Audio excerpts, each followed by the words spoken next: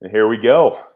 Tom Tabor Football Podcast. I got a very special guest with me today. Want to introduce Frank Battle, former receiver at the University of Connecticut. Frank, why don't you introduce yourself to everyone? Sir, appreciate you having me on, Tom. It's always an honor and a pleasure. And to kick us off, my name is Frank Battle. As Tom mentioned, I'm from the great state of Miami, Florida. Joking, but The you whole know, city's a state in its own. there you go, man. That's what it feels like. If you know, you know. And me and Tom crossed paths back in 2015, I believe, at the University of Connecticut. Um, I'll never forget the day because possibly could have been a really terrifying day for me. Um, but thank God, Tom's a good guy. But if you want, I could walk us in to that story. You know what? I'll be Since you mentioned it, you might as well just walk us so through when you might met as me for well. the first time. Cool. So it's freshman year.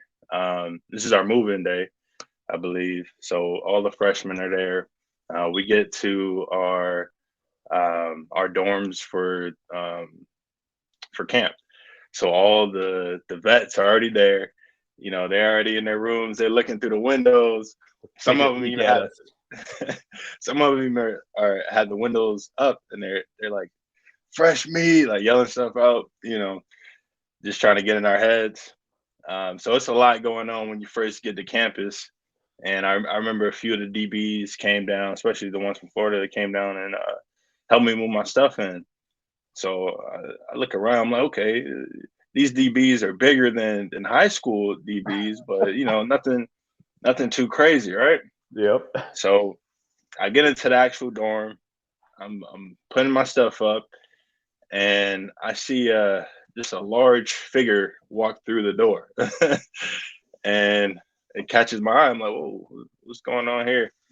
And I see a large figure and an older gentleman. So I'm like, okay, maybe the older gentleman just starting it's college, like it's to be expected. Not everybody is the same age. And Some I people go up start to with him. that 30. I mean, Exactly, you know, exactly. I'm not here to judge. Hey, if you can ball, you can ball. So I go over to introduce myself, and the large figure puts his hand out instead, and he's like, "Hey, I'm Tom Tabor. Nice to be rooming with you, and nice to meet you." I'm like, "Whoa, this is the guy that's moving in with me."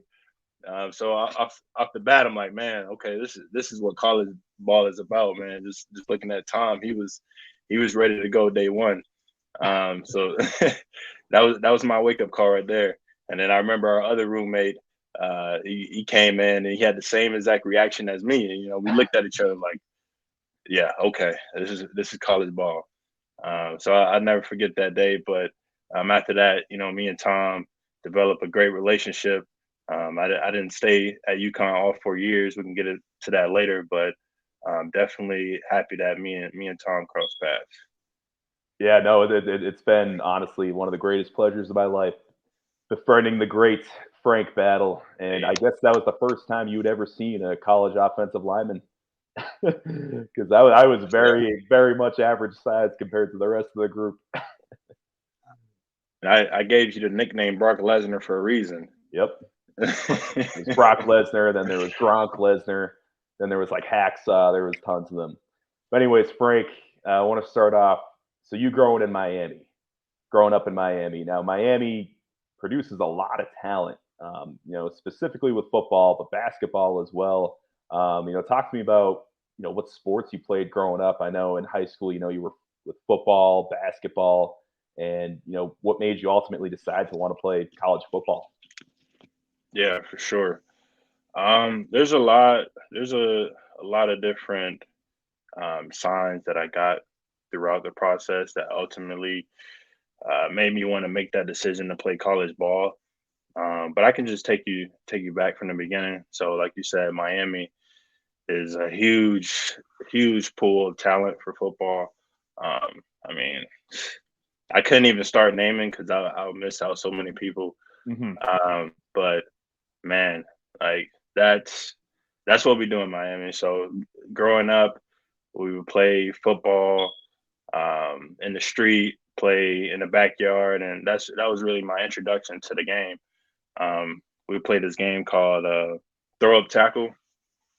I'm sure you probably heard of it. Definitely People some probably version got of it. Yeah. yeah. Some people probably have like different namings for it, but I think "kill a man with the ball" is another Yep. another phrase for it. But I started playing that, and I enjoyed that. That was fun. And then just playing basketball as well. Those are the two main sports that I was exposed to. But football was the one that I started playing first. I'll never forget the day I was taken out to the field, and as soon as I got out there, first thing we're doing, we're running. I'm like, man, why would somebody volunteer to do this? Like, this sucks. So that was my Mhm. first introduction. I'm like, okay, like this is not like me playing in the backyard with my cousins. Like, this is for real. This is punishment right here. But nothing um, like warming up to that friggin' 90-degree, Miami heat, 100% humidity, year long, year year long. long. Yep. So that was my introduction to like organized football when I was in the sixth grade. Went out there that first year, man, really just breaking me into the game. I didn't have a lot of knowledge about it. I didn't watch a lot of football. That first year, just playing and um, being around teammates, it helped me develop more knowledge for the game. And then that second year, I was a little bit more ready. I learned a little bit more about the positions that I was playing. Back then, I played for Pop Warner, so Little League. Hmm. And back then, at least for my teams, they determined your position based on basically how fast you were. So like Okay. if you were one of the fastest on the team, more than likely you're playing a skill position, right? And then Of if you're course. big and fast, you have that unique combo where you're a big kid and fast. They probably have you on DN or tight end. But all the smaller, faster, quicker players, they all played the skill positions. Hmm. So for me, I was a taller, lankier, skinnier kid. Um, so they put me at the O line, man, O line and D line. I was gonna guess. I was gonna guess. It's like I knew it. Yeah, man, I wasn't a burner, so I was on the line, man, but I held it down, and those first 2 years, this was my sixth and seventh grade. Those first 2 years, man, like the second year is a little bit better for me, but still, it was I didn't enjoy it as much because I didn't enjoy the actual position. No offense, the Mhm. lineman's probably like one of the most important positions, It's not O for line at everyone. least. It's not for everybody, man. And when you watch football, I think the most exciting plays, the most exciting action is touchdowns, big hits, jukes. I'm like, man, I can't do none of that at O line or D line. So um, it took me some time to get into it, but also in that second year, we had a pretty good win streak, and you Hmm. know what they say, things are a little bit more fun when you're winning. Of course. Um, so it was a good year that year. We lost in the championship game, but it was a great experience. Just playing at the parks and being able to receive some of the coaching that we had there. It was the type of coaching, and I can get into that too. The differences in coaching, the type of coaching that I had there, man. It was a little bit old school. Some of the drills we did probably can't do Can't do today, them but anymore. Yeah. but it was all out of love, man. It was all love. Like they'll get on you for sure. Um, and sometimes it can be aggressive, but it's coming from a good place, Hmm. right? Like at the end of the day, they just want you to succeed, and they wanted success not just on the field, but like outside. They want to make sure Absolutely. you're doing the right things in the classroom. You had to turn in those report cards. They just wanted to make sure that you're set up for success. Um, so yeah, those first 2 years were at the park, and then there was something that happened to me between my seventh grade year and my eighth grade year that made me um, have a little bit more interest for the game. So, like I said, I was playing O line and D line, Hmm. and I was at my aunt's house for a get together, and me and my cousin just playing catch. I had watched like some Larry Fitz video on how to catch a ball. So So you were ready to go. I'm showing out, man. I'm showing out. I'm like, this how you catch it. I'm running. I'm catching him over the shoulder. I'm like, you see, I got skills now. I can do it. And it was a family friend out there. I'm not even sure like how he was introduced to the family, Mm-hmm. but he was out there and he made a comment. He was like, "Oh, Frank, you'll never be able to play receiver. You, I don't think you could take a hit." And I just remember those words. Like, I don't know, at that time, I felt, I don't know, those words just felt so loud in that moment. Those are words that will And stick with you and like haunt you yeah, for man, sure. it definitely had an impact on my football career because I remember him saying that. I'm just like, I thought about it for a second. I'm like, who the fuck is that? Yeah, Dude, yep. No, like, seriously, who seriously. the F is this guy, right? Like, why is he telling me that? If anything, he should be saying the opposite, right? Like, It's just fuel to the you fire, man. Fuel to the fire right fuel to there. the fire, man. So after that, I really started to think about it. I'm like, man, I really could do this receiver thing. I was joking around about like the catch and everything, but like, man, like maybe this would make me enjoy the game a little bit more. Mhm. So I started going on YouTube, went down a hole, just looking at like all the. I used to love all the finesse receivers, man. So like the Win Swans, Oh, the Ocho John Cincos, Stallworth. Stallworth, man, all the acrobatic receivers. I Oh yeah. just love the game, man. I just love the finesse. I love like how graceful they played the position. It was like poetry in motion, man. Like so beautiful. And that's what got me into it.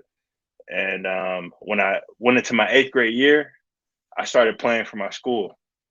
So that gave me an opportunity to start playing the position.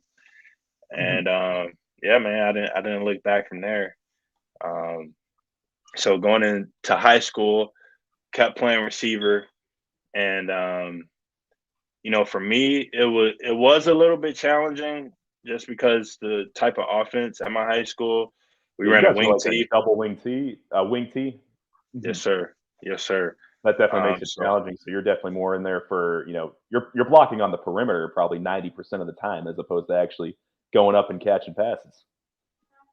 95% of the time, man, I'm blocking, and I'm really not getting the ball like that. I probably had, I would say, between, let's see, 8th grade to junior year, probably had like 2 routes, bro.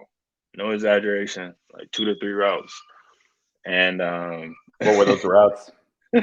yeah, we had a fade. Hmm. We had a fade. We had a a post corner. Okay, A post corner. We didn't have a post. but you had the post corner. We had a post corner. We had a post Interesting. corner. So we had a fade, post corner, Then probably a fly. and then yeah, just like a fly out of slot. Like I would be in the slot position, Hmm. just a go route.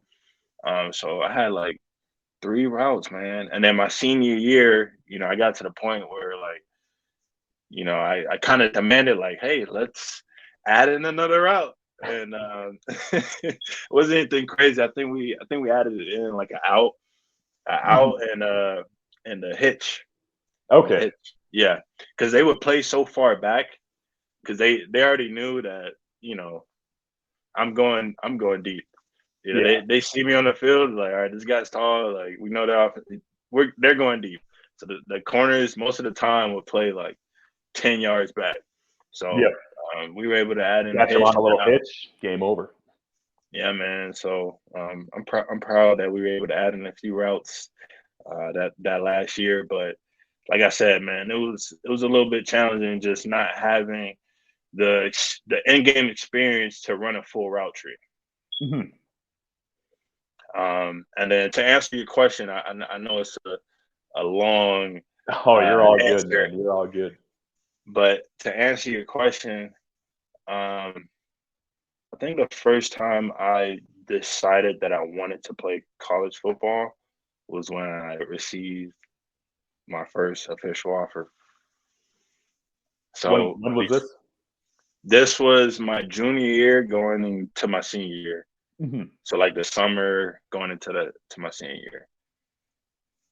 And before that, I mean, football was it was more so something to keep me busy. Mm-hmm. I hadn't given it much thought. I hadn't visualized myself playing beyond high school. Honestly, Mm-hmm. it was just something that to do. Um, I enjoy it. Something to look forward to. Like you can set goals. Okay, like I know I was at this level last year, but next year I want to be at this level. Mm-hmm. Okay, what do I need to do in order to get there? I think that was a neat part too, that you can be able to strategize and plan to be better, and then when the season comes, you actually can put that hard work and to show, and you can see the results. I think that was a neat feeling.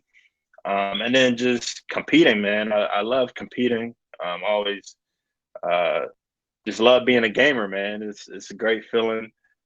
Just proving yourself right. Of That's course. always awesome, man. So I didn't really have a vision for football until that first offer came, and it was from App State. App State, yep, Great, Appalachian State, man. great program, man. Yeah, and they had this is 2015. What year did they beat Michigan? So that was '07. Oh But seven. yeah, Okay. so I know, it's often referred to as the greatest upset in college football history. What people fail to realize is, App State literally just won an FCS title the year before. So like they were on the top at their level. But of course, this was Michigan was a top 5 team that year. Michigan was coming off of that really good 2006 season where essentially the only reason why they didn't make it to the national championship that year was because of their loss to Ohio State. But this was a really good team that had Chad Henne coming back, who was a Heisman favorite going into '07. So, I mean, that Michigan team was stacked, but I mean, that App State team was solid. They were the Yeah. defending champions. They had just beat UMass in the national championship. So, you can't discredit that team. But they've come a long way as a program. And I think, Frank, I think when they offered you, I think they might have still been FCS, but they were in the process of making that transition to the Sun Belt Conference, which they now pretty much own. I mean, I know this past year they kind of fell off a little bit, but they already have a couple like Sun Belt titles to their plate. Like they're one of the premier teams in that league. To your point, the recruiter he was on to something. The Michigan game was his calling card, but he was like, "Hey, look, we're building something nice." So I guess now they're finally seeing the fruits of their labor. But at the time, it clicked for me. I was like, "Oh wow, like I can go to school for free." Yep. So I think that was the first moment when I decided I wanted to play, and it probably my motives were probably off. I was thinking more so of my mom like not having to worry about paying tuition or anything like that, and Yeah. then also at the time like my classmates are applying to college. I'm like, I don't want to do the application process. You tell me I can just get this offer, and then I could worry about all that later. Yeah, okay, cool. Um, Yeah, because I mean, once you get offered, I mean, you don't have the stress of sending out an application and waiting like, oh man, are they going to accept me or not? It's like you already know if you have that offer and you're academically eligible, like you're going to get in. man, you're chilling to close to signing day, really. Exactly. So, yeah. So talk to me how your mindset changed going into that final season, your senior season. Now that like, wow, this college football thing might actually be something I want to do. Like, how did you approach that season? How did you approach the rest of your recruiting? Sure. Yeah. So even before that, I would say I didn't really I didn't really understand, I guess, work ethic back then. So like I figure like you just playing. If you play and like you train with your team, like eventually you'll get better, right? And then like you play outside for fun, like like it's gonna help. But I didn't understand like there's people out there working with the team, with the trainer, like like people are trying to get better and they're doing everything to do that. And I believe it was my sophomore year, the freshman or sophomore year, I was watching a game and it was the Detroit Lions. I forget who they were playing against. I just remember Megatron was still on the team. Yep. And one of the best to do it. Yeah, man. Yeah. And my aunt, she walked into the living room and she's like, "Oh, who's your favorite player?" And at the time, it was I'm like, "Oh, Megatron." Like, he's a tall receiver. Like, he's fast. He's physical. I'm like, "Man, this guy's a beast." And she's like, "Oh, do you think that Megatron is relaxing and watching TV on the weekends?" I'm She like, got you. Oh, man, like I sat there for a second, I'm like, man, she's right. She's right. And that's the one thing. Like I've never been someone to um, not take criticism. I think criticism is a good thing. Somebody reach out to you, more times than not, they're trying to help you. And if not, like you listen to what they say, and if something you can improve, then you do that. But if not, you can discard it. But I think criticism can be very valuable. So when no, she said absolutely. that, yeah, for sure. And when she said that, it wasn't just like she said that and then she was like, okay, I'm going to expect him to figure out what this looks like. She reached out to somebody in my family. Shout out to Ben, man. Ben, if you ever watch this, man, I appreciate you so much. Ben Ferguson, if you ever watch this, man, I appreciate you. I love you, man, because he trained me out of the kindness of his heart, man. Like he didn't charge me a dime. He would take me out to the park, spend hours out there, man, just like that's awesome. helping me, bro, like for free. Then charge me a dime. And this was going into my junior year, so it helped me, man, just getting like double the work, getting work at school with our football team, and then also like doing my individual work. The behind the scenes work. Yeah, man, yeah, like it's the only way to get ahead, and that's what helped me really improve my junior year. I'll say there's a big leap from my junior year. So going from sophomore to junior is a big leap my junior year, and then from junior to senior year, it was another big leap. Is that the biggest leap? Probably, yeah. My senior year, I was, yeah, I think so. Because just more time, you're getting more time to develop, So like if I had more years in high school, I'm sure I would have been even better. And you can say the same. Every athlete can say the same. Of course. But yeah, man. So it was already in my head. Like when she told me that, it was already in my head. Like, okay, like, all right, if I'm playing this, I need at least to work really hard at it, so I can separate myself in some type of way. So by the time I got to my senior year, I kind of knew what time it was, but it was that added fuel, So I got that first offer. I'm like, okay, like this is working. Like whatever I did last offseason is working because look, I'm getting results. So by the time of the senior year, man, before senior year, I actually committed already. So I didn't know this. Yeah. So I'm gonna get into it. So I had I would say up to 10 offers around that time. Yeah. So our school had a pipeline with the Ivy. So get them on the Ivies reached out. A few of them wanted me to take my ACT again, or I never took my ACT. They wanted me to take it and then take my SAT again. But yeah, with the Ivies, they don't give the full scholarships. So they have like different tiers because I remember Dartmouth was recruiting me back in the day, and they had like a tier 1 guy, tier 2, tier 3, and I guess like the lowest test scores could only go to like the tier 1 guys. And I remember the big thing they told me, probably same thing as you. They wanted me to get my SAT up, and they were like, "Well, we could technically spend a tier one on you, but we would never spend a tier one on an offensive lineman. It's going to be like a skill position. It's going to be like a receiver, a quarterback." Um, so yeah, I don't know if they kind of walk you through that tier thing that they have there at the Ivy Leagues. They did, and the time hindsight is 2020. I'm looking back like, okay, that's not a bad deal at all. Like that's really good setup.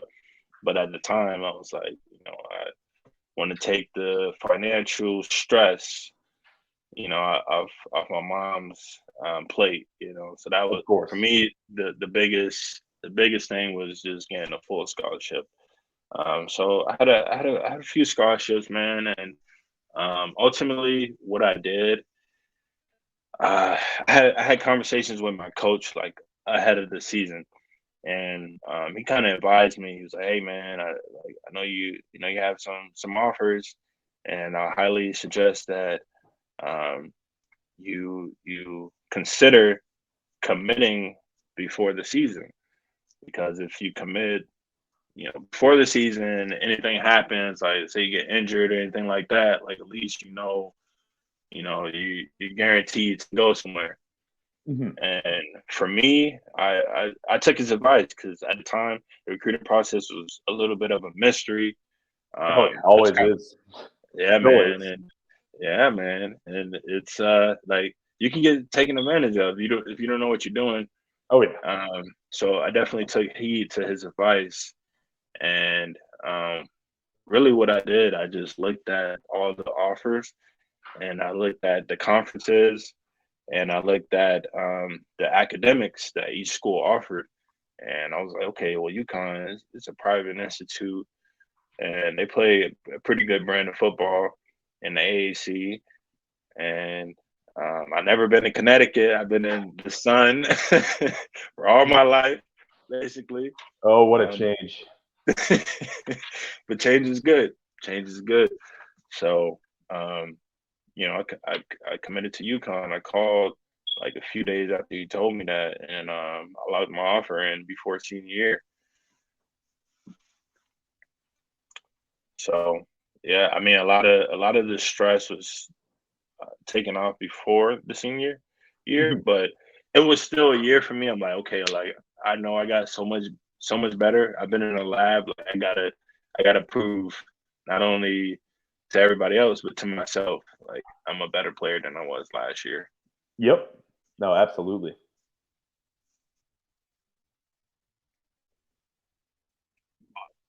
Oh, sorry, Yeah, Frank. man. Thought I lost you for a second. Your connection was a little fuzzy.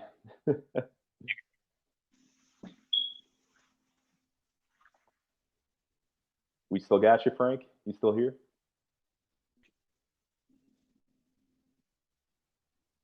Oh man, we might have lost you. See you and hear you.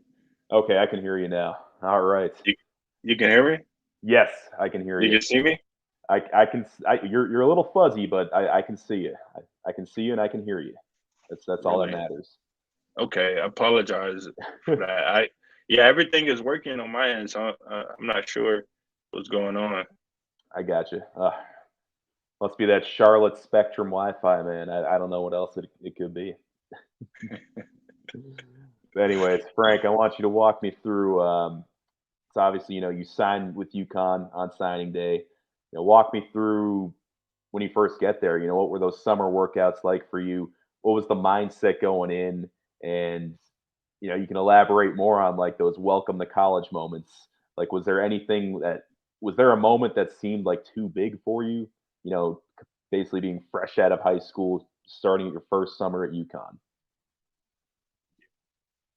Um, Too big.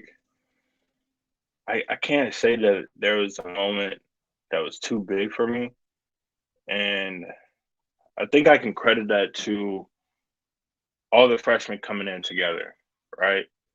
So um, I think that we all worked in unison, like we all had each Right. other's back, and I think that's how we built relationships so quickly because we were new to college ball. We were new to this type of strength and conditioning. I don't care what's high school you went to. This strength and conditioning is probably new to like a lot of college athletes, right?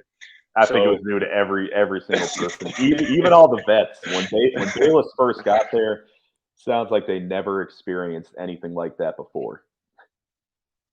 Exactly. You know a Bayless workout. Like you'll remember it. Bayless work is one of those workouts you remember. Hey Frank, You have night day. I see you got the memorabilia. Yep. I got mine's in the closet somewhere. The Valentine's Day lift, never forget. Yes, man. So I don't think there's a time too big, but there was a lot of times where I would say that I was definitely challenged mentally in a good way, and I think that was the whole purpose of Bayless workouts. You know, he wanted to push you to a place that you've never been, and he wanted to show you that once you get to that place, you can keep going. Like it's all up here. You know, you can control everything up here. Your body may be done, but yeah, your it's all body up will here. definitely go first. But yeah, Bayless would always say, "Hey, it's 90% mental. As long as you tell yourself you can keep going, you can keep going." Those workouts were, man, like transferable to so many areas in my life because it taught me how much I can endure and still keep going. But as far as welcome to college moments, definitely, man. I remember a few workouts when there's guys that are are built, man. They can, like they're well defined, well built at like endurance, good, and you think everything is fine, but there's some guys that actually tapped out. I mean, that was eye opening for me because I was like, man, like, I never really experienced that in high school, like Bayless workouts went for the souls. Like there's people where I saw their souls like go away for a minute and they come back to them like, okay, yeah, this is college. No, you hit it right there. I mean, yeah, I definitely have to agree with you. There were some guys that looked like to be in incredible shape. Some guys that looked like, hey, this is going to be one of the strongest guys on the team. This is going to be probably one of our big endurance guys here. Then you're right. You see them tap out during a Bayless workout, and you're like, what's going on here? And then, I mean, Bayless, and you can refer to this too, is he can make grown men cry. I've seen grown men cry during Bayless workouts. I can't say I've ever seen that anywhere else, but during a Bayless workout, oh yeah. 100%. And I think that also brought a sense of belonging, being able to finish the workouts and, give it your all. I think it brought a sense of belonging. It's like, okay, man, I survived this. Yeah.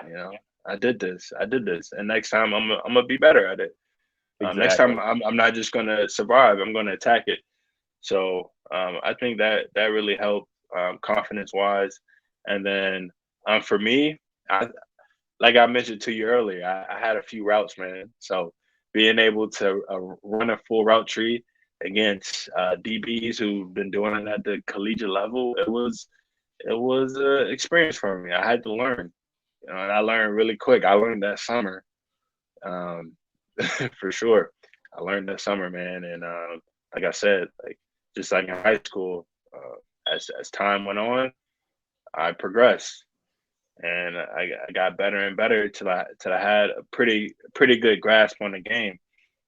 So for me, I redshirted my freshman year.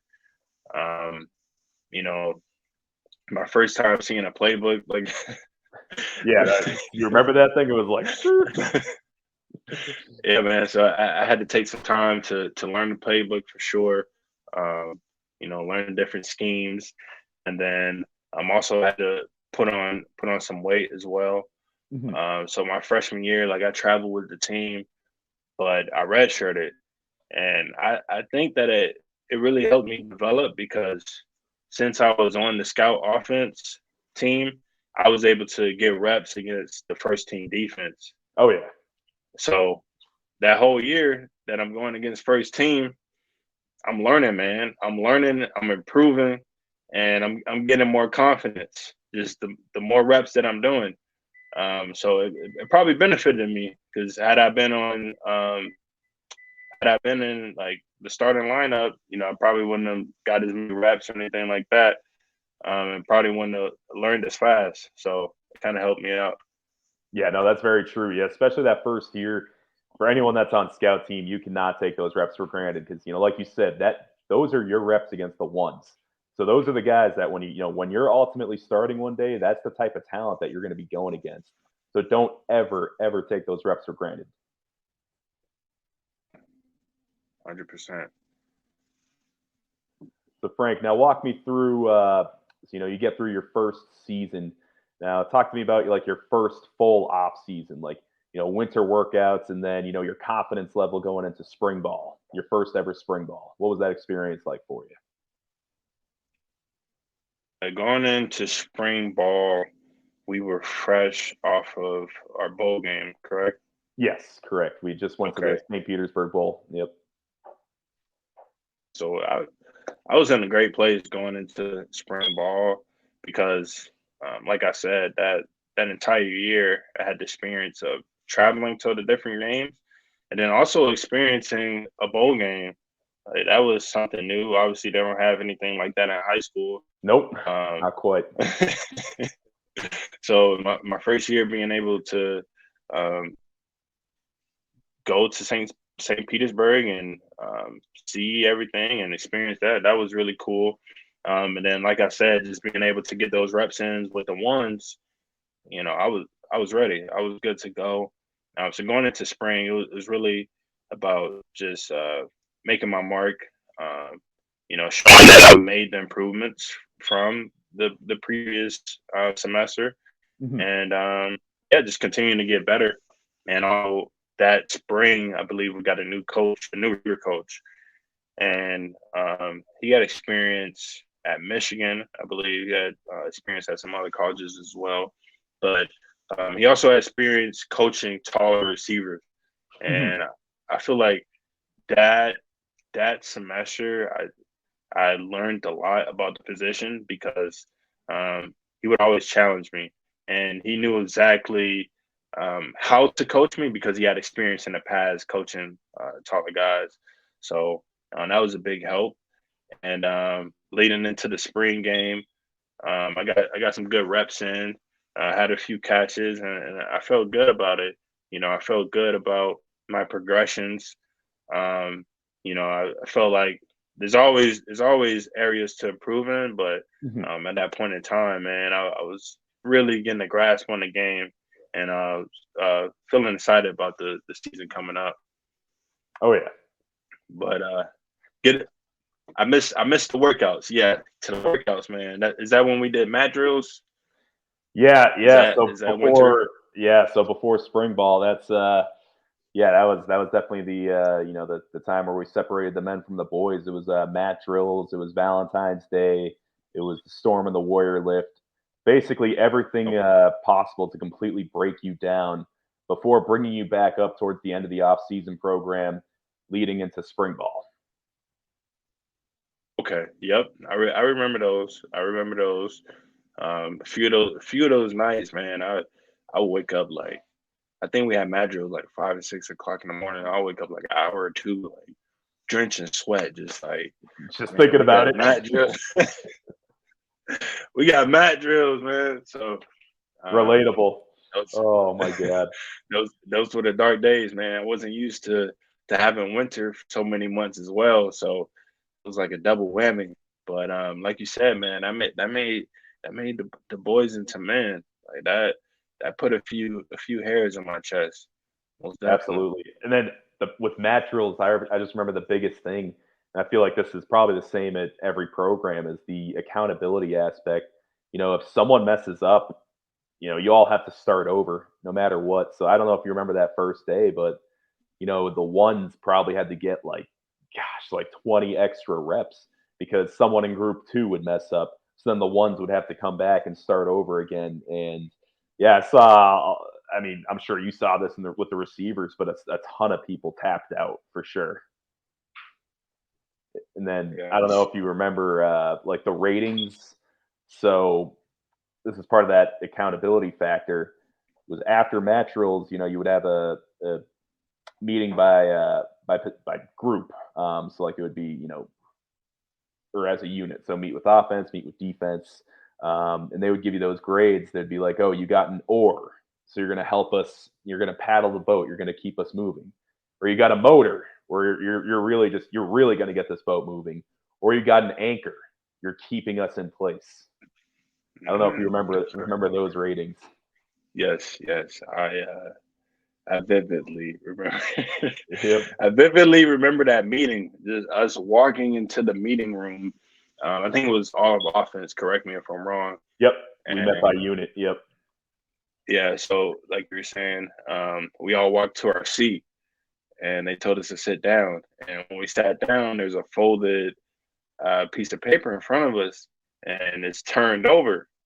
And the coach is like, "Hey, nobody turn over the piece of paper until we tell you." And sure enough, when we turned over that piece of paper, it related to how we contributed to the workout. So, like you're saying, like if you help, you would get an oar, or you really helped and you were on Got a top of your motor. game, you get a motor. Yeah, Yep. and if you're holding this back, you get an anchor. So, yeah, man, you got it spot on. They were trying to get to you mentally, man.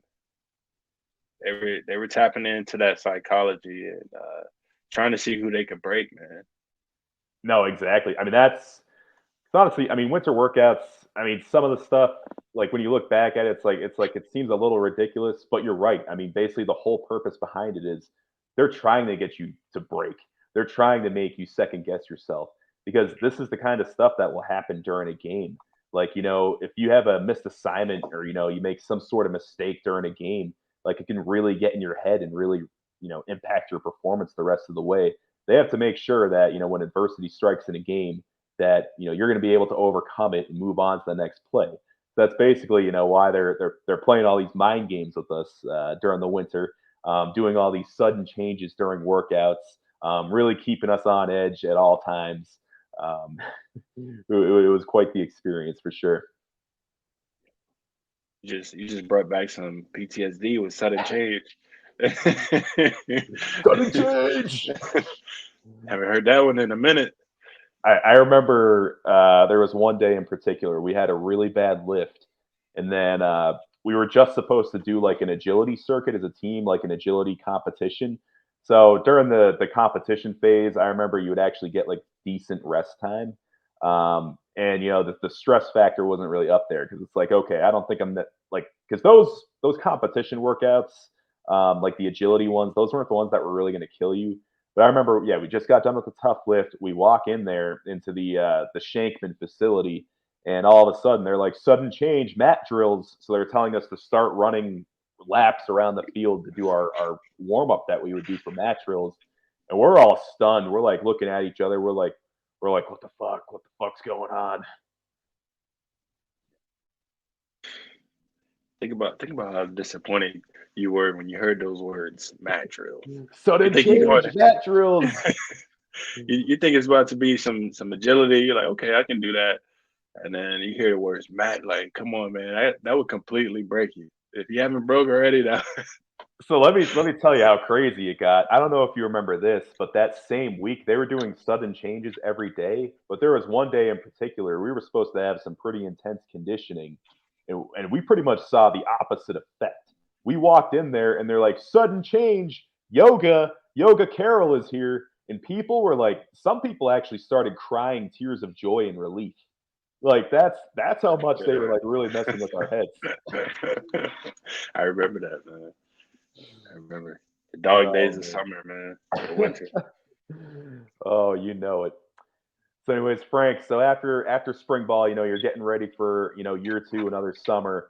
Ultimately, made the decision to walk away from football. I know it wasn't an easy decision for you at all, but do you want to walk us through that? what was going through your mind? What made you ultimately make that decision, that tough decision? For sure, man. For sure. Yeah.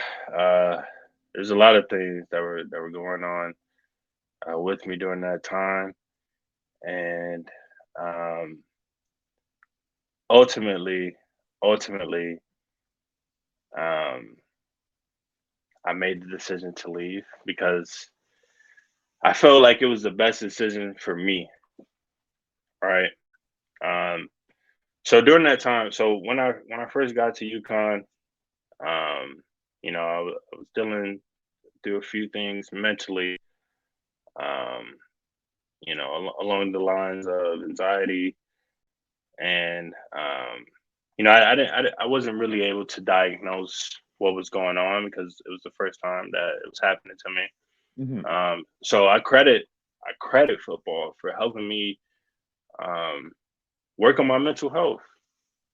Yeah, because if it wasn't for football, I don't know if I would have gone to go seek help. You Hmm. know, especially back then. Now it's a little bit more talked about. It's a little bit more popular. I know more programs are popping up, especially within sports. But at that time, Yeah, just 8 years like, ago, I mean, that stuff wasn't really. I mean, mental health wasn't really something that people really thought about. I mean, it was definitely getting a little more popular, but yeah, I'd say, I mean, you pretty much hit it right there. Like, it's something that hasn't really been talked about a lot in like the media and stuff like that since like maybe the past couple of years. So yeah, 8 years ago, like it wasn't a thing. And I mean, obviously, we had a coaching staff that if if you were having any mental health issues, it was basically I mean, with the staff, it was viewed as a weakness. So it's like that's if what I'm you're getting going to. if you're going through stuff, you have to keep it to yourself because if they find out, it's game over for you. That's the way it was 8 years ago. And you hit it spot on. Um, there's a bit of a stigma that come along with mental health, especially in the sport of football. This is a gladiator sport. This is a man's game, man's game. So you don't want to hear about mental health. Like that's not that mental health and football don't coincide, man. Yep, So that was um, that was the thought process just back then. I mean, you don't want to, like you say, you don't want to be considered weak. It was deemed as something weak. So um, it really, because of what I was going through, it forced me to go seek help. And when I was able to get help, I was able to develop tools to help me mentally. When these situations come up, when I'm having an anxiety attack, what type of tools do I need to implement? What type of breathing techniques do I need to start doing to help me in that situation? Um, so I'm grateful for that experience, and I think that everyone should go and see some type of counselor or therapist. mhm. We're going and get physical checkups. I don't see anything wrong with going to get a checkup for you mentally. I think Yeah, it's at extremely least once a important. year or something like that, For sure, absolutely. covered by And a lot. insurance. Yeah, No, man. no copays. Yes, that's important too. Because sometimes the cost stops people from going and seeking help when they really need it. But for me, that whole year was a journey. I would be meeting with my therapist. Thankfully, because I was on scholarship, I was able to meet with my therapist for free.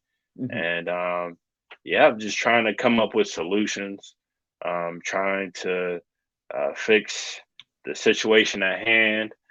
And ultimately, man, it just felt like my body was giving me signs.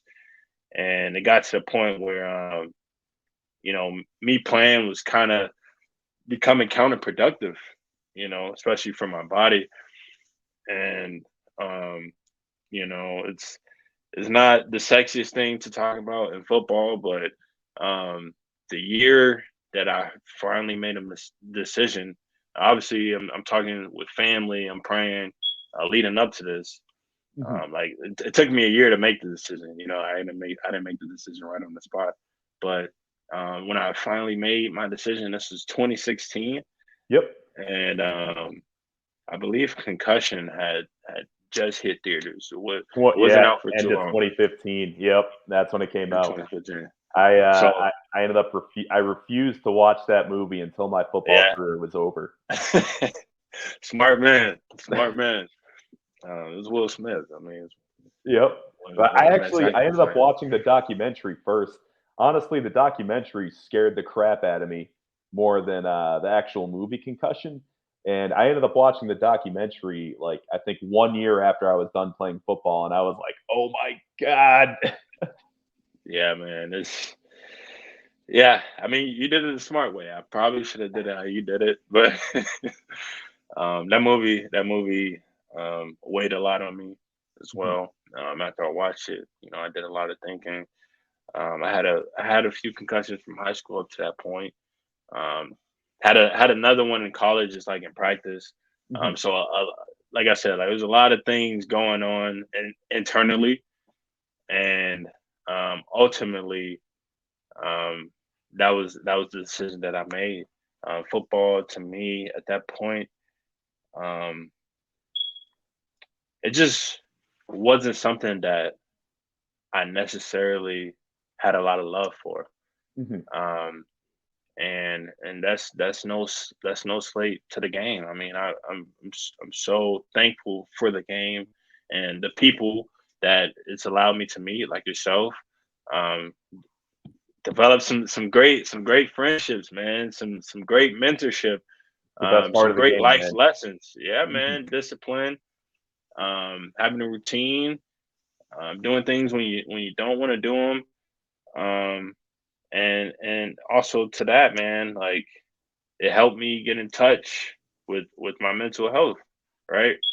So, um, it was a lot of things that I was weighing in on my decision, but ultimately, that's what I decided. I decided that I was gonna hang up the cleats and pursue things. I knew football wasn't what I wanted to do, Mhm. and um, I put my best foot forward pursuing things that I did want to do. So had I still had the love for the game and like wanted to play at the next level and uh, wanted to do all these things within football, I probably would have just endured and you know um, you know kind of neglected how I felt and because if that's what I really wanted to do, I would have made that sacrifice. Yeah, But of course.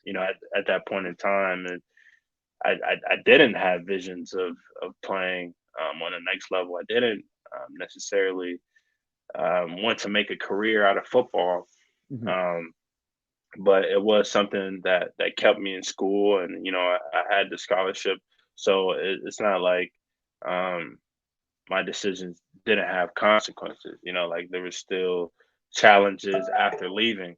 Of course. So and of course, like I had to weigh all this out in my decision. So, like I said, it just wasn't something that I decided in the moment. It took me some time, man. It took me some time, a lot of prayer, a lot of listening to my intuition, um, and yeah, man, I made the best decision for myself. I would say that, Mhm. and yeah, I enjoyed so much from the game, man. If I had to do it again, I wouldn't do it differently. But Love to hear um, that. whoever's listening, man, definitely just make sure that football is a beautiful game, and you know what comes with it. But just make sure you're intact with your mental health as well. That's important. Um, just like you go out on the field and you can break a leg and you can break an arm and something can happen to you physically.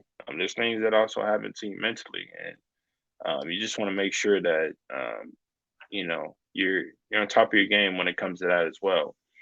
Um, and another thing for me, um, that helped me make my decision.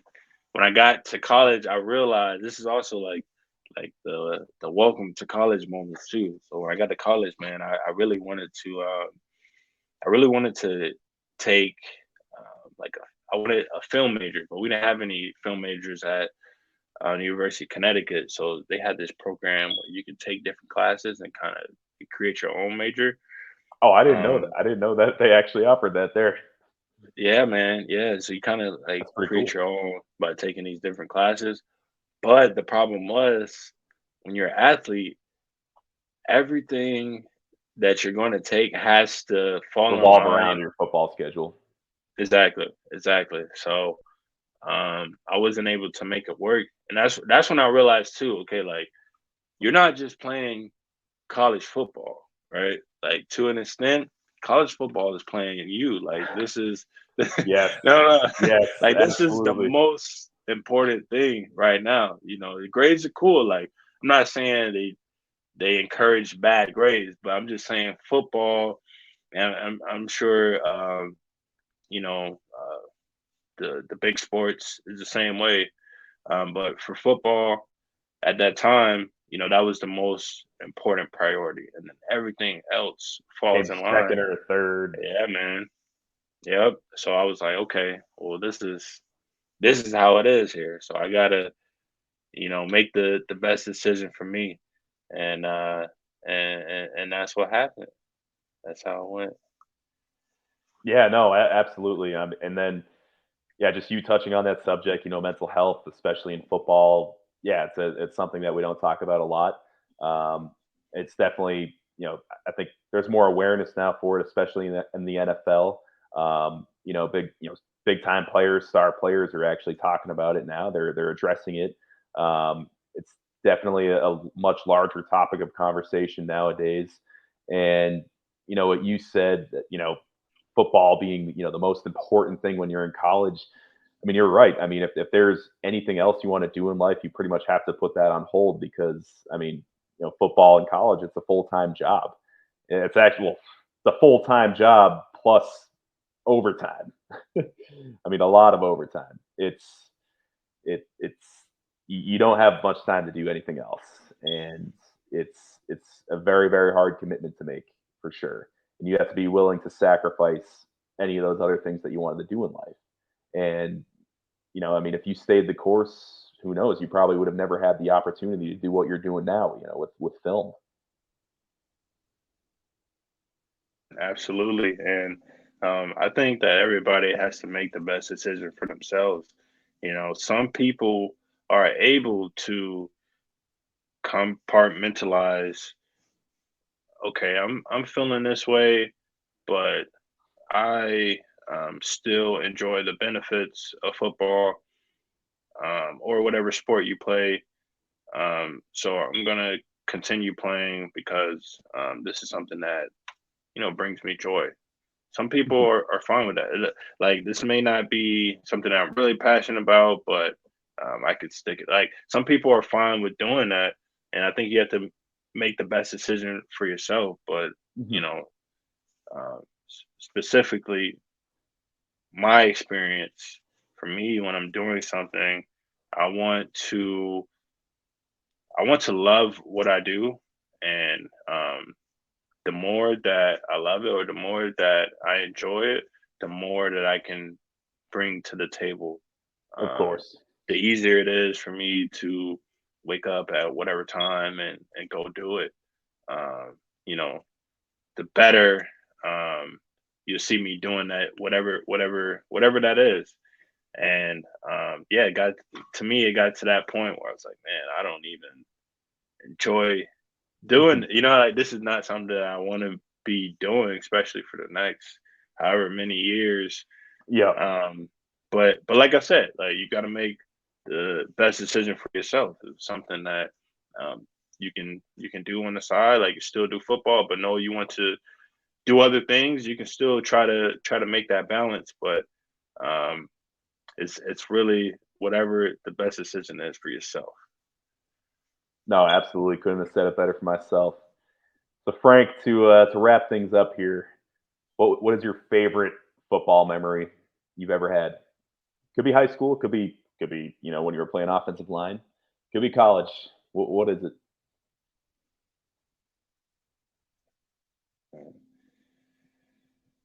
Ah, man, that's a really good question. Favorite of all time, like on the field or off the field or what? Could be anything. It could be with one of your teammates off the field or something like that. Hmm I would say the bowl game experience was a memorable one for me because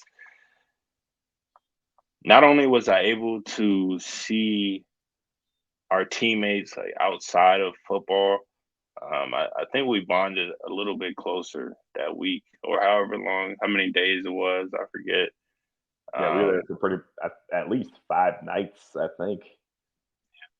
Amount of time, but I just remember when we first got when we first got bowl eligible. I remember like some of the freshmen were like, okay, when we found out what bowl game we are going to, some of the freshmen were like, man, like we're gonna miss our first Christmas. We're gonna miss Christmas because Like we weren't thinking like, yo, UConn just got bowl eligible. Like this is a big thing. It hasn't happened in a long time.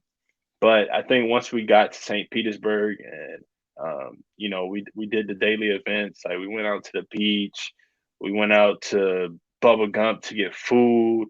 They gave us Busch Gardens, man. They gave us all this neat gear, book bags, clothes, you name it, man. And just that whole time we were down in St. Petersburg, I oh, really enjoyed it, man. let me see if you can see him in the background. Probably gonna dip my camera down a little bit. Ugh, the speakers. You got that with your gift card, with your Yep, gift. got that. Okay. That was a bowl gift. So that You was see? one of those 5 point ones. So You see? that was the only item I got because because they only gave us 5 points. So Yeah. I went with the 5 point item, which See, is you those have a Sony gift. speakers. You have a gift from that time that lasts you to this day, man. Yeah, and it still works great, man. It's very loud and the bass is always bumping. I bet, man. I believe it. Well, anyways, Frank, thank you so much for coming on. Truly truly a privilege having one of my best friends on here. One of my brothers, my first ever college roommate, Frank Battle. Thanks for taking the time. Of course, man. I appreciate you having me on here, and maybe we do this again sometime. Oh, absolutely. Love to have you back on, buddy. Awesome, man. I appreciate it, man. Keep up the good work, man. Will do, buddy. Tabor Football Podcast, signing off.